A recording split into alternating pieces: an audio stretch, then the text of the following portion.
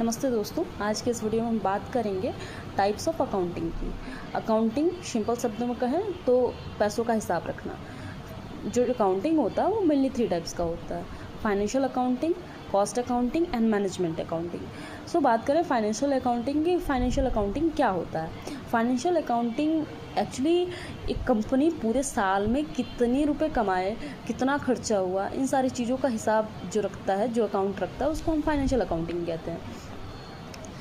ये एक बिज़नेस का रिपोर्ट कार्ड होता है। जैसे हमारा रिपोर्ट कार्ड होता है जो हमारा सिचुएशन बताता है कि हम एजुकेशन में कैसे हैं, वैसे ही ये फाइनेंशियल अकाउंटिंग बताता है कि एक बिज़नेस कैसा रन हो रहा है, उसका प्रॉफिट कितना है, लॉस कितना हो रही है, बैलेंस शीट कैसा है। ये सारी चीज़ें हमें फाइनेंशियल अकाउंटिंग में पता चलती हैं।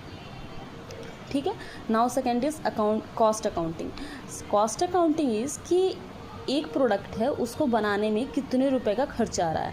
कॉस्ट अकाउंटिंग में हम एक प्रोडक्ट को बनाने में कितने रुपए के खर्च हुए, कहाँ कहाँ कितने कितने खर्च हुए, ये सारी चीज़ों का हिसाब रखते हैं। कॉस्ट अकाउंटिंग जैसे कि आप एक पेंसिल बना रहे हो तो उसमें कितने रुपए की लकड़ी लगी, कितने रुपए का ग्रेफाइट लगा, कितने रुपए मार्केटिंग में खर्च हुए, कितने सारी ये सारी चीज़ें एक प्रोडक्ट को बनाने से लेकर उसको सेल करने तक जितना भी खर्चा आया वो सारा हमारा कॉस्ट अकाउंटिंग में ऐड होता है।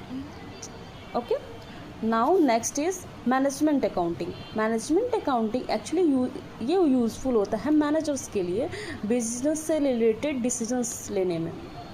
जैसे कि आप समझो कि एक मिठाई की दुकान है, उसमें 2 टाइप्स की मिठाइयाँ बन रही हैं। जो 2 टाइप की मिठाइयाँ बन रही है, एक हो सकता है कि बहुत उसकी सेल ज़्यादा हो रही हो, दूसरे की कम हो रही हो।